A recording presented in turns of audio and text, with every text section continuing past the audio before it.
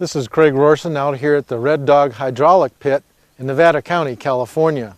Behind me is the ancient tertiary river gravels that were deposited over 26 million years ago. The gold miners would use hydraulic monitors to wash this gravel down as a slurry. It was channeled through the channel that you see here beside me and into a drain tunnel driven through the side of the canyon and into the Greenhorn Creek. The drain tunnel was lined with a sluice box. The sluice box had mercury in it to amalgamate with the gold, and this is what they would clean out periodically to recover the gold. We're going to go take a look down in the drain tunnel now. Hi, this is Craig Rorson down here in the entrance to the Red Dog drain tunnel. We're going to go down in here and take a look at the inside of the tunnel now.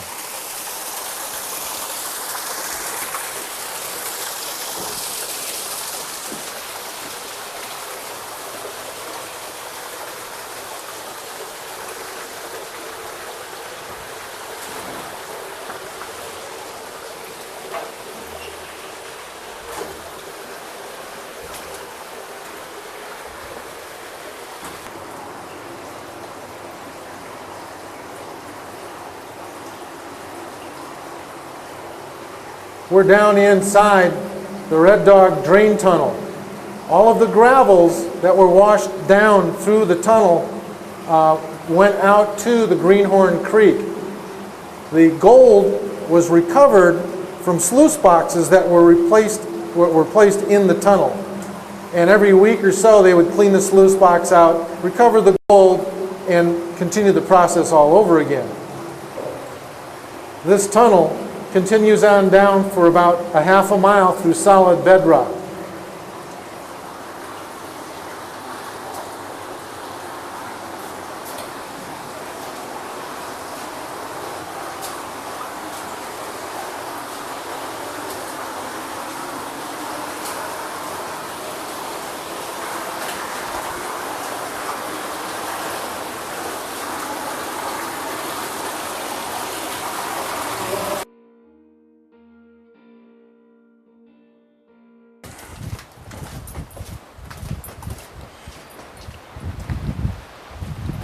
Hello, I'm John Monroe at the 16-1 gold mine in Allegheny, California. Before, we were at the Red Dog hydraulic mine. Today, we're at the 16-1 gold mine. 16-1 gold mine is the last traditional hard rock underground mine in California. We're going to go in, we're going to take a tour, we're going to talk to some of the guys, and we're going to see what it's really like to work in a modern day mine today.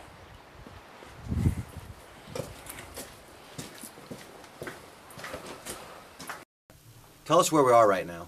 We're at the 1,000 level at the tightener. That's 1,000 feet underground? 1,000 feet underground. And below the water level? Yep. Okay, what do we have here behind us and to your sides? We have an exploratory drift to the left here. And we're trying to find gold, of course. The vein looks like it's pinching it. It's spread apart. 2 ways in there. Oh, there we go. Yeah, that's good. How long have you been working on this here? What do you say, about a month or two? Yeah, Yeah. not very long. Yeah. So how far did you get in a month? Can you show us where you got in a month? Not far enough. Not far enough. Yeah. That's where they started. Yeah, we started back behind us. Got it. And we went all through here.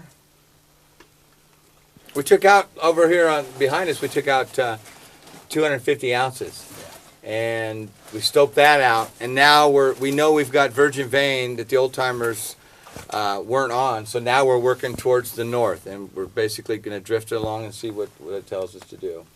Yeah. Question now this what you have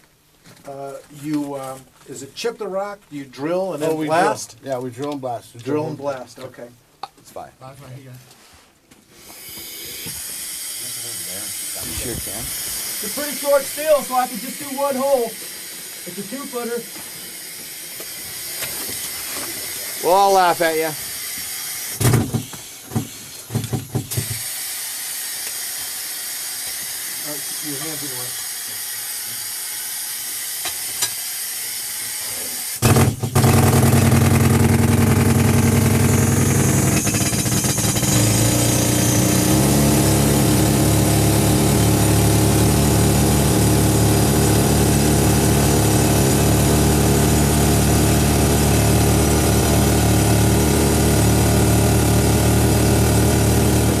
which lens was it in?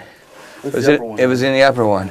Although around the corner, as I mentioned to you before, it was where it was brecciated. We had gold down in there, and it was like going back and forth on both lenses, so don't get too hung up on one lens or the other. But see how this one is still going? Yep. Right there. Yeah. What we're talking about gold. Yeah, you can smell gold. Yep.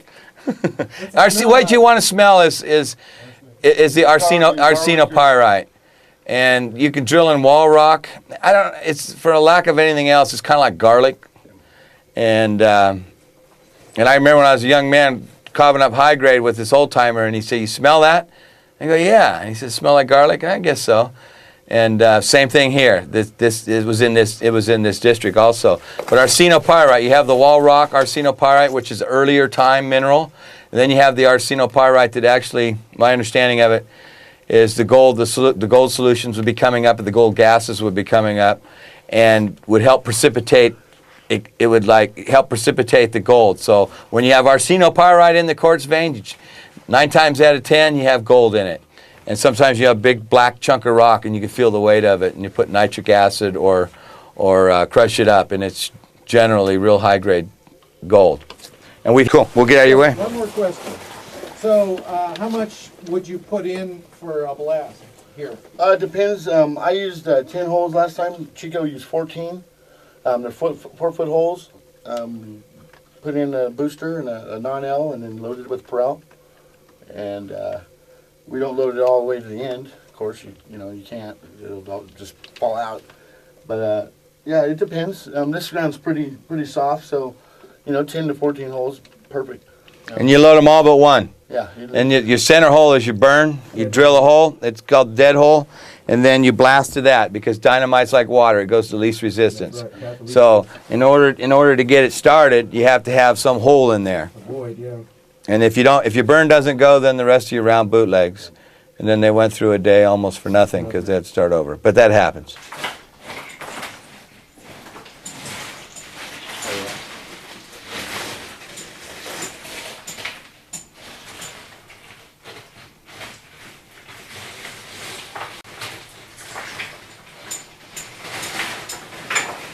And you got to watch this quartz, because it's literally as sharp as a razor sometimes as glass.